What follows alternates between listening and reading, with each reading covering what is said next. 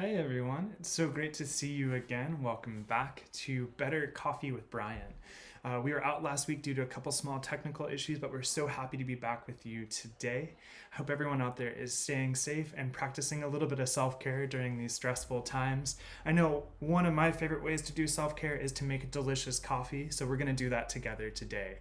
And I have a special treat for you. Last stream, not last week, last stream we talked about cold brew and iced coffee and how to make some delicious iced coffee at home using a pretty simple method called cold brew. Today we're going to be making one of my favorite methods, or doing one of my favorite methods of making iced coffee. It's called flash chilled iced coffee, and it's pretty different than cold brew, and it is really, really lovely. So I want to come in today and enjoy this space together. Thank you all so much for joining. Again, as a reminder, if you have any questions throughout the stream, please feel free to put them in the chat. My colleague Scott is in there making sure to help answer any questions if I don't see them right away, and I'm going to try to do my best to keep up with any questions as they come in too. So what's the big deal with flash chilled iced coffee, and why is it so dramatically different than cold brew? Well, cold brew, right? The whole process is you take ground coffee and room temperature or slightly cold water, combine them together and let it sit for 12 to 24 hours, and then bam, you got this delicious, rich, luscious concentrate that you can cut with water or add milk to and do a lot of fun things with in order to make delicious cold coffee drinks, or sometimes even other delicious foods too. Now, with that process though, you tend to get that product again that's pretty heavy bodied, pretty creamy, pretty rich. And it makes really, really lovely kind of luscious drinks, right? But it may lack a little bit of the nuance that you would get in a cup of hot coffee. You don't get as many of those really light, airy flavors that are in there, any of those like floral or fruity qualities. You tend to just get that really chocolatey, heavy-bodied, nutty flavor out of cold brew. Flash chilled iced coffee, on the other hand, is really different in that it's a process that involves brewing coffee hot, but having it brewed directly onto ice, thereby flash chilling it. And when we brew coffee hot, we're able to extract out a little bit more of those nuanced and delicate flavors that we also love about a great cup of coffee. Now, there's a little science behind this too, and I'm going to be borrowing a lot of my knowledge of this from a specific piece from a really fantastic coffee professional, sort of a luminary in the industry. It's a fellow named Peter Giuliano. And Peter, back in when I was early in my coffee days, probably in the early 2010s, I want to say, wrote an article all about flash chilled iced coffee. At the time, he referred to it as the Japanese method of iced coffee because that was what his experience was around this kind of brewing process.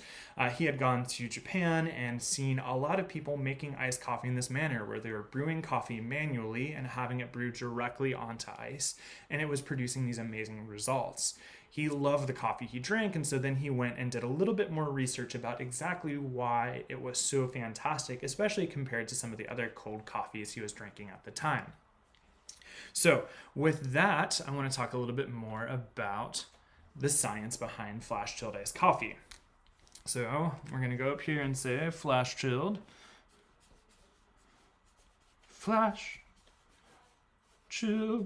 iced coffee.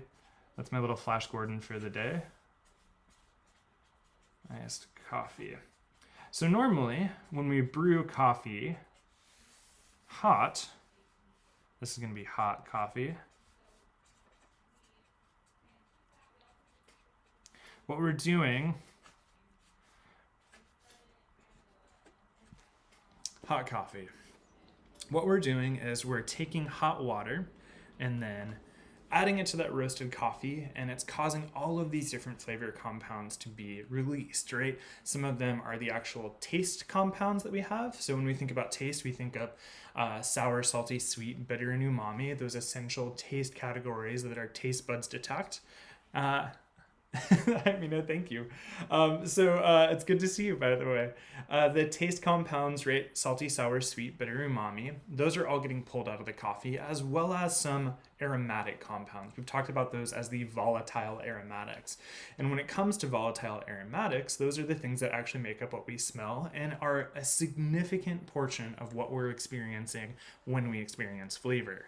And so when we add hot water to coffee, what happens is those volatile aromatics, by the way, volatile just means that it evaporates or turns into air at around room temperature. It's volatile. Those compounds want to be released into the air. They're not maintaining a solid or liquid form, right? When we add hot water, those volatile aromatics start to pop out of the coffee and start making up our experience of its flavor. They get captured in the brewing liquid and they get released into the air, and we get to experience that as part of our overall coffee flavor enjoyment experience. Now, with hot coffee, right, all of that happens. With cold brew, what ends up happening is cold brew.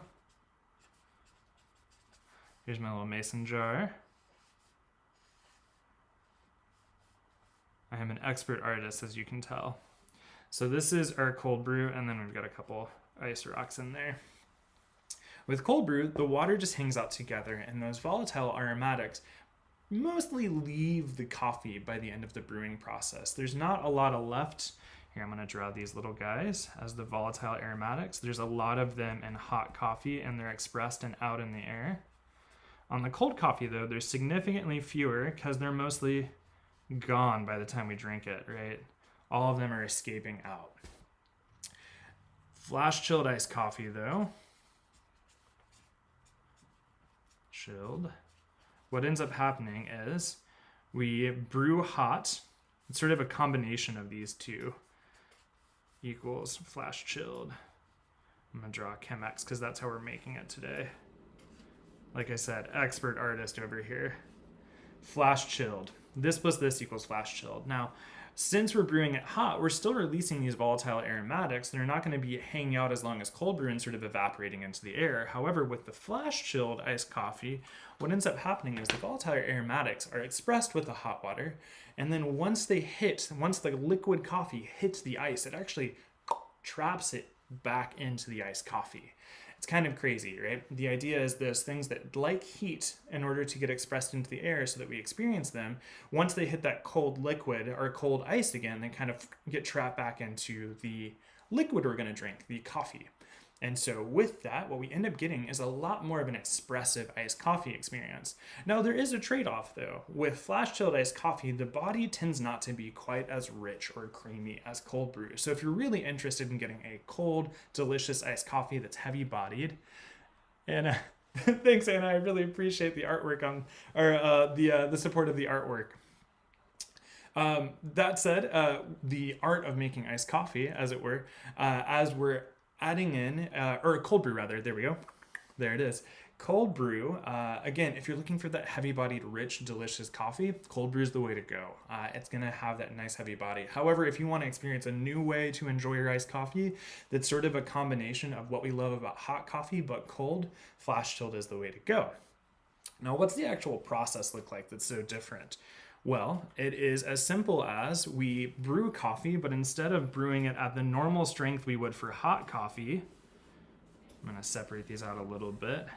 This still has those nice volatile aromatics, but they're closed back in the liquid. And then, so we're talking about hot coffee. And normally when we brew hot coffee, we brew with a ratio of ground coffee to water that is close to 1:16. And that means that we have that nice sort of ample space for the water and coffee to interact together and to produce a liquid that is super, or rather a coffee that is super tasty. When we think about cold brew, though, we brew at a much lower ratio. Usually it's about 1:8 to 1:10. So I'm just going to put 1:10 here. That way, when we have all of that ground coffee and water hanging out together, the water doesn't pull too much out of the ground coffee, so we get that really bitter or dry sensation, and we still get that nice creamy concentrate that we can drink for days. Flash chilled iced coffee is a little bit different, though. What we still do, that's a different camera angle, there we go. What we still do is we still use a ratio of about 1:16, but instead of using the entire 16 parts water as brewing water, we separate half of it into ice. So it's really 1:8 hot and 1:8 cold. So we're separating it out. This will make a lot more sense in a second once I show and start actually brewing this with you. And so the main idea here, though, is that we're brewing this concentrated liquid and we're using the ice to dilute it down. Another way of referring to this is called bypass brewing.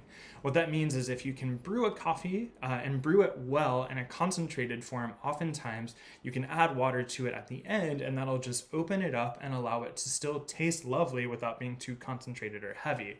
Technically, when we make cold brew, we're doing a kind of bypass brewing because usually we recommend adding water to the concentrate at the end. That way it's not too intense, too crazy strong, and too unpleasant, right? A super concentrated coffee is going to be pretty bitter. When we're doing flash chilled, we take that same principle, we're brewing a concentrate hot, and we're allowing the water to be the agent of dilution. That's the bypass that's effectively happening. But in addition to diluting down that concentrate, we're also chilling it and making it delicious and cold. So flash chilled iced coffee, you take hot water and ground coffee and you brew it directly onto ice. What's that actually look like? Well, we're gonna make some together now. What I want to do is grab some of my materials. So first thing, I'm going to be brewing this in a Chemex. We've talked a little bit about this before in earlier streams. It's one of my favorite brew methods. Strongly recommend if you haven't ever had a chance to brew or taste coffee made with a Chemex. It's so lovely. And if you want to learn more about it, check out our first or second stream and also our blog. But we're using a Chemex to brew. The next thing that we're going to be using is obviously a Chemex filter like this. And with a Chemex filter, again, one thing to know is that they come folded in squares, especially if you have one of the larger Chemexes like this. There's a much smaller one that you have to fold yourself, but they're not as common. I usually just use my normal old 6-cup or 8-cup Chemex like this. So the filter papers come folded like this. The key thing to know whenever you're brewing with a Chemex and the filter paper is that you'll be able to fold it so that there's 3 sides, 3 pieces of paper on one side and 1 on the other, and it makes this nice cone like that. So we're going to take that cone and take the piece with 3 pieces of paper and put it towards this spout. You can see the spout on the Chemex right there. And then I'm going to rinse that filter with some water. Why? Well, great question. All filter papers have a little bit of this paper residue from the manufacturing process. And it's not harmful, it's not bad, it's not gonna do anything negative, but it is going to affect the flavor of the coffee. So we wanna get rid of any of that kind of small paper particulate that just happens from the papers rubbing against each other during the transportation and manufacturing process. So we don't end up having to taste that, and we can just taste more of our coffee. Now that I've rinsed out my filter paper, I'm going to dump out that hot water, especially because we're going to be adding cold water here in just a moment. Or rather, cold ice. Cold ice. Is there hot ice? I don't know. That's a good question. I bet there's something out there that is technically hot but in an ice form. I don't know. Maybe that's just sci-fi in me. So we have our filter paper rinse, we have our Chemex. Next thing I'm going to be doing is adding ice to my Chemex. And so here's the Chemex here. What we're going to be doing is adding my ice, which I've got right here, and we're going to be adding half of our total brew weight. Now for this recipe, what I want to do is use a recipe that's about 50 grams of ground coffee to a total brew, like total water amount of 800. So that's still 1 to 16, right? 800 divided by 50 is 16. However, I'm only going to be using 400 grams of hot water. That's really key. I'm using half of my brew water as hot water and the other half as ice. So I'm going to be adding now 400 grams of ice to the bottom of my Chemex. Again, I've already dumped out my rinse water, so there's no more water in the base of my Chemex. The next thing I'm going to do is remove my filter, hold that off to the side, and add in 400 grams of ice. Now I apologize too, this is going to be a little loud just while I add ice in here. I'm sorry everyone, I know it's not the world's most pleasant sound in the world, but it'll be over shortly. Just adding some ice in. We need 400 grams of ice. This is the lovely ice that my freezer makes. The goal here again is that once this ice enters into the Chemex, and once the brewed coffee hits that ice, it's going to cool it down, and it's also intentionally going to melt that ice so that we get less intensely concentrated coffee. All right, almost done. Just got a couple more to go. I'm going to let that one melt for a second. There we go. And then 380, 430, good enough. Right around that 400 mark. You can't always be perfect with your ice. So we've got 400-ish grams of ice. I've re-put my Chemex filter back in to the Chemex now, which you can see here on this shot. It's back in, and then also you can now see the ice and the filter together. And all that's left to do is add the ground coffee. So I'm going to add the ground coffee now. I've got 50 grams of ground coffee. I'm going to be adding that in here. And then I'm going to start brewing it. Now, one thing to know too about this ground coffee is that it is ground much more finely than I would normally for a Chemex. Let's see if I can pick this up on the camera. So if you can see that, it is much finer than a normal Chemex. Chemexes are usually one of the more coarse grind, the coarser grind on a Chemex tends to produce the most flavorful coffee. That's because you don't want the water and coffee hanging out too long. Now, with the flash chilled iced coffee though, since we're making a concentrate, oh, that low view gives me some reverb. Thank you for pointing that out. I really appreciate that. I will make sure that that does not have reverb on the next time I go to it. So, with flash chilled iced coffee again, the idea is that since we're brewing this really concentrated coffee on the top with our hot water, we want to grind it finer so that the water has an easier time pulling out flavor, right? If it's very coarsely ground, it's harder for the water to get in and out of your coffee particles and harder for it to break down the flavors that we want. If I grind a little bit finer though, like what I have on my Chemex right here, then it's gonna be much easier for us to really develop the flavors that we want and the water to get in and out, especially since we're using less of that hot water to brew. With all of that, I will jump over to the other screen and then we'll start brewing together. So I've got my normal hot water, I've got my coffee, and I've got my ice. I'm just gonna start my timer when I start brewing. And again, my total brew water I'm going to be using is 400 grams. So I'm gonna bloom it like I normally do for any Chemex. Let that gassy stuff start to break down out of my coffee, because whenever we roast coffee, there's always some gases that are trapped in. That's the carbon dioxide again that we talked about in earlier episodes. While this is blooming, I'm gonna do a real quick little change to make sure there's not too much reverb. Reverb should be gone now. There we go, perfect. And you can also see now too the coffee as it's brewing, right? We can see this ice starting to melt. We can see the liquid coming through and getting chilled. And now I'm right about at 45 seconds. So I'm going to start adding some more water in now to break up my bloom. And this is just a simple adding of the water. I'm not going to add too much. I'm going to be pulsing this out. And what pulsing means in this case is specifically I'm going to be regularly adding small amounts of water so that the brew time is extended. I don't want the water to rush through all this coffee too quickly, because then my coffee is going to taste really sour. The goal target time for brewing any coffee like this is usually between 2.5 to 4 minutes. If you can get over 3 minutes, you'll probably get a little bit more sweetness out of your coffee as well. So it's starting to continue to brew. Let's take a look on the overhead as I start adding in a little bit more hot water.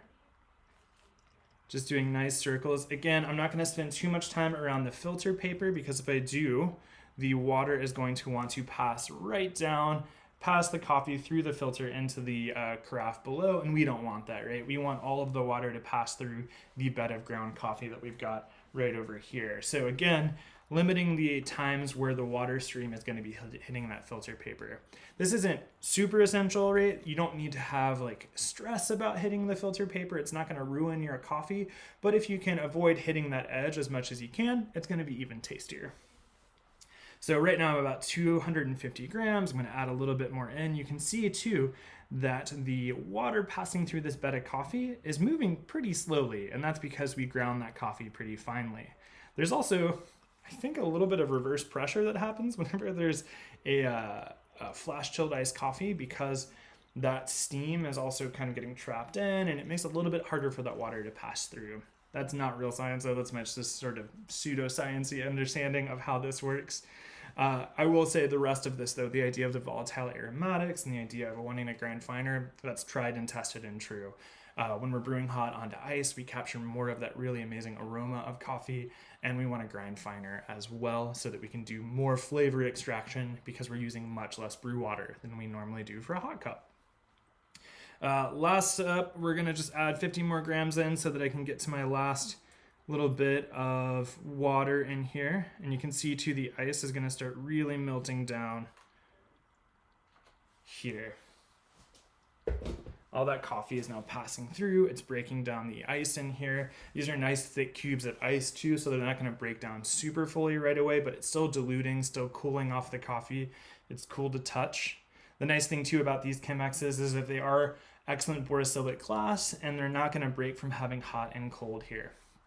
I say that because I've definitely broken a mason jar with a similar kind of experience where I've gone really hot to really cold, putting a mason jar in the refrigerator when it was still hot and it popped. Not a great idea. Not going to happen with your Chemex though. This is totally a fun and safe way to make iced coffee.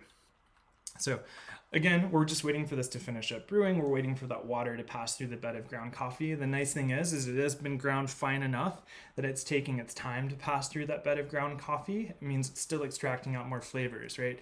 If the water didn't have enough time to hang out with this ground coffee, what would happen is our coffee would taste really sour, usually pretty weak too, even for an iced coffee, right? It's going to have that impact that we don't really want. We don't want to taste coffees that are sour. We want to get to that balance of sweetness. As a little reminder, again, coffee, whenever you hit it with water, always starts breaking down in the same order. The first things that break down are sour. The second things that break down are the sweet tastes that are in coffee. And the last things that break down are bitterness.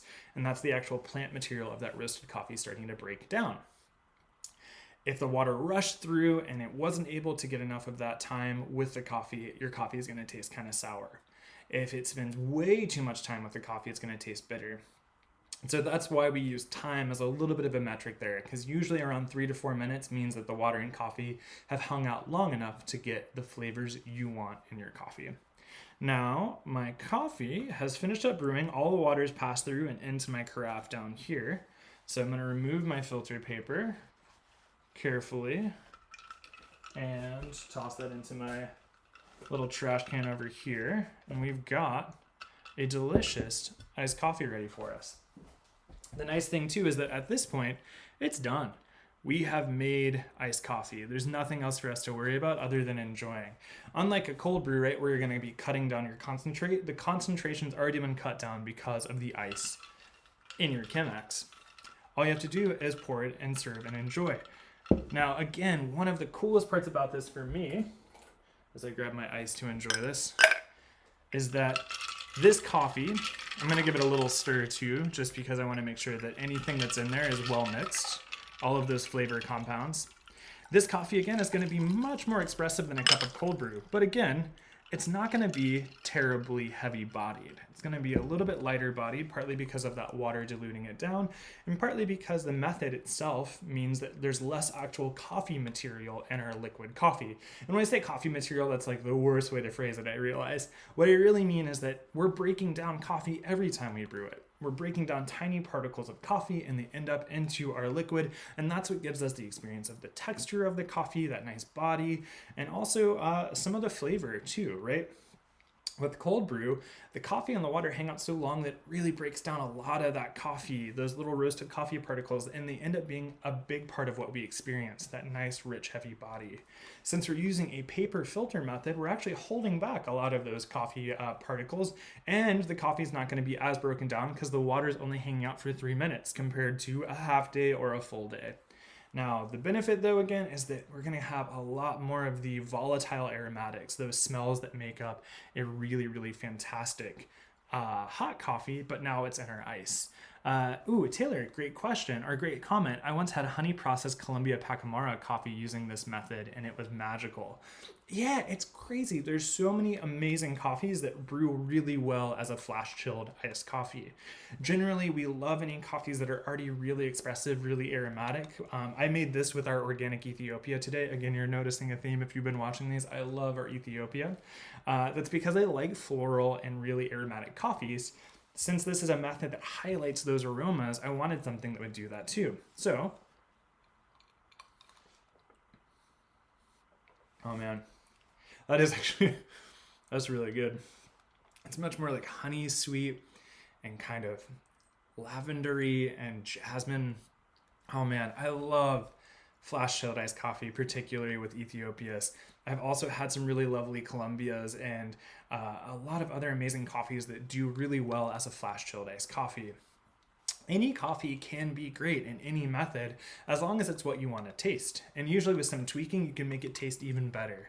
I want to say that too because with this recipe that we talked about, that 1:16 ratio, we're using half of it as ice and half as brewing water, 50 grams of ground coffee to 800 grams of brewed water, or rather water writ large, 400 of that being brew. All of that is flexible. You have the opportunity to adjust these things to your taste and to your preference. If you have a grinder at home too, you can adjust the grind size so you can have the water hang out with the coffee for longer or shorter amounts of time as you really hone in on the exact flavors that you want. That's the fun thing for me about making coffee. It's this crazy world where there's so much opportunity to experience more and more out of something that feels so commonplace. And is one of the reasons why I'm honestly still making coffee now. I've been in the industry for 10 plus years, and it's stuff like flash chilled iced coffee that when I first had it continued to kind of open my eyes and say, wow, coffee can be so different. Coffees from different regions, coffees brewed by different methods. There's these insanely different experiences with only really two ingredients, ground coffee and water. And so I hope too that this has been helpful. If you have any questions, always feel free to reach out to us. Also, I would recommend if you want to see this recipe and not just have me tell you it, our blog is available. If you go to portlandcoffeeroasters.com and go to the people section, we have an amazing blog that my colleague Scott, who's in the chat, has been writing for us. If you go there, you'll see this blog right here. I think there's a link to this in the description below, how to make stellar hot iced coffee. This is his breakdown with the recipe and some more information about what flash chilled iced coffee is, and makes it easy for you to repeat this at home. It makes a great auxiliary piece to this stream. And so with that, I'm going to go enjoy this delicious iced coffee. It's been really wonderful spending time with y'all today. Thank you so much for joining us. And next week also, just as a heads up, we're going to be doing something pretty fun for me. What we're going to be doing is trying out some recipes that we can use cold brew with. We aren't going to be doing necessarily any cooking, but we're going to do a lot of different fun drinks. We're focusing on 3 in particular that you can use your cold brew concentrate with to mix things up at home. So stay tuned for that next week. Check it out. We're really excited. Oh, also Scott just dropped in the chat below that link to the blog, so feel free to jump on that and take a look. And I hope everyone has an amazing week. We'll see you next week. I hope you guys stay safe, stay curious, and stay caffeinated out there. Thank you again, and we will see you next Wednesday. Enjoy your better coffee.